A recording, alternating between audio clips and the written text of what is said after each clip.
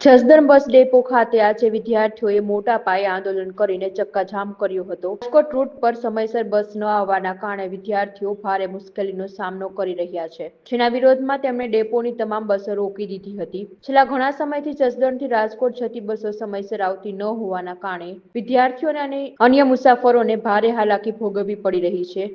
સવારે કોલેજ અને શાળાએ જવા માટે વિદ્યાર્થીઓને લાંબા સમય સુધી રાહ જોવી પડે છે, જેના કારણે તેમના અભ્યાસ પર પણ અસર પડી રહી છે।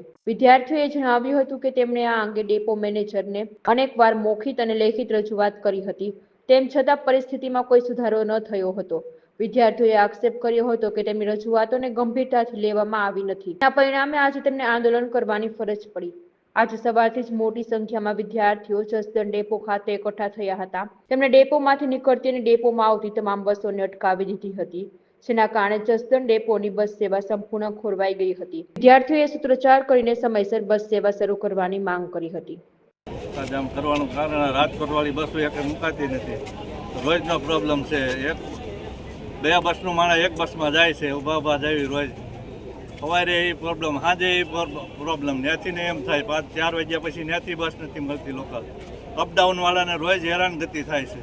ત્યારે આ બસો નથી મુકાણી, 6:30ની કપાણી, 7ની કપાણી, 7:30ની કપાણી, 7:30ની। મારું નામ હુસેન। રેગ્યુલર જે અમારી 6 વાગ્યા પછીની બધી બસો છે એ હોતી નથી। 1 મહિનાથી આ જ પ્રોબ્લેમ છે રાજકોટ વાળી।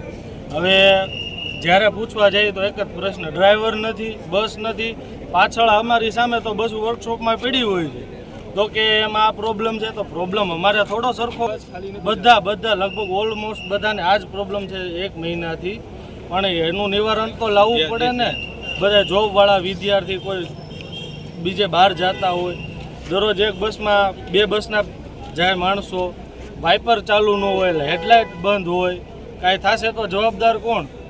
મુક્તાબેન, અમે અમરેલી જઈ રહ્યા। પ્રોબ્લેમ કે 1 મહિનાથી છે, અને ટાઈમે નોકરી ઉપર અમુકને જવાનું હોય, નિશાળોમાં કેવું જવાનું હોય તો ટાઈમે પોગી ન હોય કે, તો પછી અમે કેવી રીતે ત્યાં પહોંચીએ કે ટાઈમે? ટાઈમ અમારો સુકાઈ જાય, કલાક બેવું પડે, અડધી કલાક બેવું પડે, તો આવે છે બસ તો આવી ન શકે, તો અમે હેરાન થાવી એમ।